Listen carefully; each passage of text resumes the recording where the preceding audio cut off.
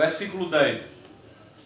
Porque guardaste a palavra da minha perseverança, também eu te guardarei da hora da provação que há de vir sobre o mundo inteiro, para experimentar os que habitam sobre a terra.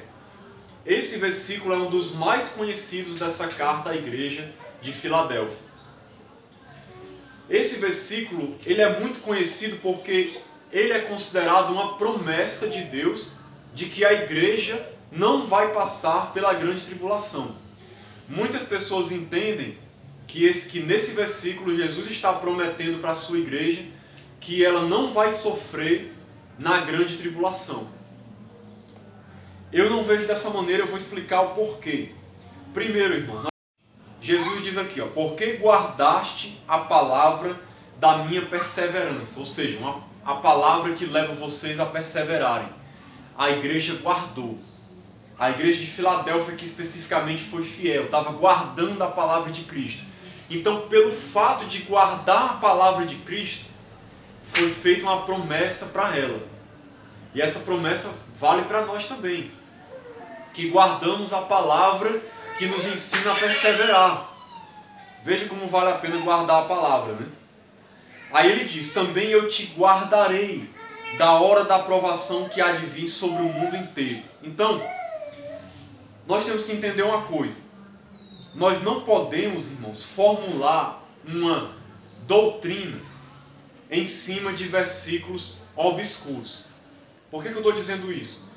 Muita gente pega esse texto aqui como base para dizer que a igreja vai ser arrebatada antes da grande tribulação. Que a igreja não vai estar aqui no momento da grande tribulação, onde o anticristo vai estar aqui perseguindo o mundo, como eu preguei no domingo passado. Só que tem uma coisa, nós não podemos colocar no texto palavras que o texto não está falando. Esse texto aqui é um daqueles textos obscuros, que é difícil de você saber exatamente o que é que ele está falando. Ele fala de maneira obscura a respeito de uma provação que vem sobre o mundo todo.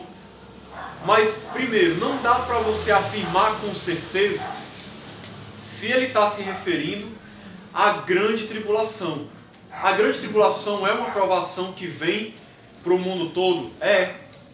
Mas isso também pode ter se cumprido durante a história em algum outro momento. Por exemplo, houve momentos da igreja em que a igreja foi perseguida no mundo todo conhecido daquela época.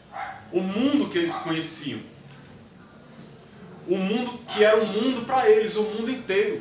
Perseguição dura do Império Romano sobre a igreja. Uma hora de provação que veio sobre a terra. Então isso pode ter sido o cumprimento desse versículo, em algum momento histórico. Eu acredito que isso pode significar a grande tribulação também, porque a grande tribulação é uma provação que vem para o mundo todo. Também pode significar a grande tribulação, e é bem provável que signifique isso. Agora, outra coisa. Aqui não está falando de arrebatamento. É outro ponto que a gente tem que entender e deixar claro. Em nenhum momento aqui ele está dizendo que vai arrebatar a igreja antes da grande tribulação. Ele não está falando de arrebatamento aqui. Ele está dizendo que vai guardar a igreja. Que ele vai proteger a sua igreja da provação. Agora, o que significa proteger? Será que a igreja só pode ser protegida se ela for arrebatada para o céu? Será que ela não pode ser protegida mesmo estando aqui na terra? Nós temos provas, inclusive históricas, de que a igreja ela sempre foi guardada por Cristo, mesmo no meio de duras perseguições que já houveram no mundo. Na época do Império Romano, onde o Império Romano perseguia a igreja foi guardada daquela provação. O Império Romano queria destruir a igreja, queria acabar com a igreja, acabar com os irmãos. Pessoas morreram, mas a igreja foi preservada, a igreja continuou, a igreja não foi destruída. É como Jesus disse, que as portas do inferno não prevalecerão contra a minha igreja. Então a igreja pode sim ser guardada, protegida, mesmo no meio da tribulação, mesmo no meio da provação. Outra coisa, esse texto aqui, ele foi uma palavra dada primeiramente para a igreja de Filadélfia. Então, esse texto, ele tinha que fazer sentido para aquela igreja também. Aquela igreja não existe mais hoje. E a grande tribulação nem aconteceu ainda. Então, houve um cumprimento histórico para aquela igreja primeiramente. Houve alguma provação específica que aquela igreja foi guardada na época em que eles existiam. Porque senão essa palavra não fazia sentido de ter sido dita para a igreja de Filadélfia. Ela nem existe mais. Então essa provação aqui, em certo sentido, já aconteceu para aquela igreja. Ela foi guardada e protegida no meio de uma dura provação que veio sobre o mundo inteiro. Provavelmente ele esteja se referindo aqui a uma perseguição do Império Romano. E ela foi guardada e protegida como? Deus tirando ela da terra? Não, ela continuou onde ela estava, mas os irmãos foram guardados do mal. Seus corpos podem até terem sido atacados, eles podem ter sido mortos, mas Deus guardou a sua igreja. Em que sentido? Preservou ela da queda, da separação de Cristo, da morte espiritual. O diabo não conseguiu destruir aqueles irmãos. O diabo pode ter matado o corpo deles, mas não destruiu o seu espírito, não tirou eles da presença de Deus, não acabou com a fé deles, ou seja, eles foram guardados, mesmo na hora da provação. Então, nesse mesmo sentido, assim como a igreja de Filadélfia foi guardada, mesmo no meio da perseguição que aconteceu na sua época, e que pegou o mundo inteiro conhecido da época, que foi quando o Império Romano perseguiu a igreja por todo o império e quis acabar com a igreja, aquela igreja foi guardada, mesmo sendo mortos, mas foram guardados na sua fé em Cristo, protegidos dos ataques do diabo. O diabo não conseguiu separá-los de Cristo. Então, no mesmo sentido, na época da grande tribulação, a igreja vai ser guardada sim.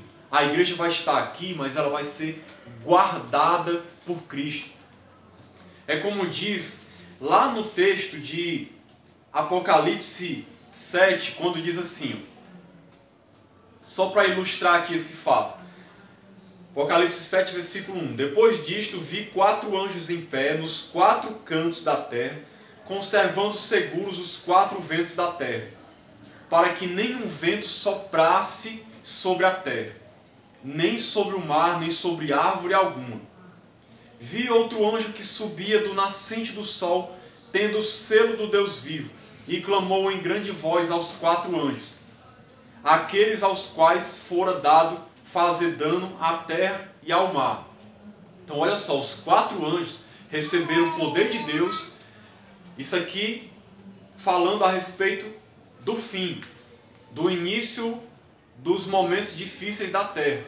Os 4 anjos receberam o poder de causar dano à terra e ao mar, ou seja, a toda a criação de Deus. Aí o versículo 3 diz, dizendo, não danifiqueis nem a terra, nem o mar, nem as árvores, até selarmos na fronte os servos do nosso Deus. O que o anjo estava falando para os outros anjos? Olha, não façam nada, não derramem os juízos ainda sobre a terra, sobre o mar, não danifiquem nada, fiquem aí, aguardem, porque os servos de Deus vão ser selados. Selados, por quê? Porque eles vão ser protegidos. Na hora que começar a tribulação, os juízos de Deus sobre a terra, esses juízos não vêm sobre a igreja.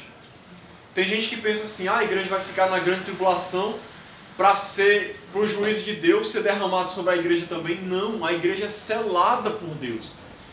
O juízo de Deus não vem para atingir a igreja. O juízo de Deus nos momentos de tribulação e no final na grande tribulação, o juízo de Deus vem sobre o mundo, sobre os incrédulos, sobre os seguidores da besta, sobre o anticristo. É o que a gente vê muito no livro de Apocalipse. Esses juízos não estão reservados para a igreja. A igreja está selada, foi selada antes dos juízos começarem, para que ela pudesse ser guardada, preservada no meio da tribulação. Agora ela vai ser perseguida pelo anticristo, sim, vai ser. Só que mesmo assim ela vai ser preservada na sua fé. Ela vai ser guardada do mal. Que mal? Mal espiritual. O anticristo não vai ter poder de destruir a igreja, de separar a igreja de Cristo. O máximo que ele vai conseguir fazer é matar o corpo. E isso já tem acontecido na época que a gente vive hoje. E a igreja ela é guardada por Cristo o tempo todo. Mas isso não impede dos irmãos morrerem por causa da sua fé. Isso não significa que eles não estão sendo guardados. Eles estão sendo guardados sim, mas no meio da tribulação, passando pela tribulação, pela provação, mas estão sendo guardados, preservados na sua fé. Então eu creio que é isso que esse versículo está dizendo. Que essa igreja vai ser guardada sobre essa provação que há de vir sobre o mundo todo para experimentar os que habitam sobre a terra. Em que sentido que essa provação vai experimentar os que habitam sobre a terra? Porque nessa hora vai se manifestar quem é de Deus e quem não é de Deus. Vai ser um teste, uma prova para todas as pessoas. Nessa hora que as pessoas vão ter que mostrar realmente se tem fé em Deus ou não tem. Vai ser uma prova, um teste, um experimento.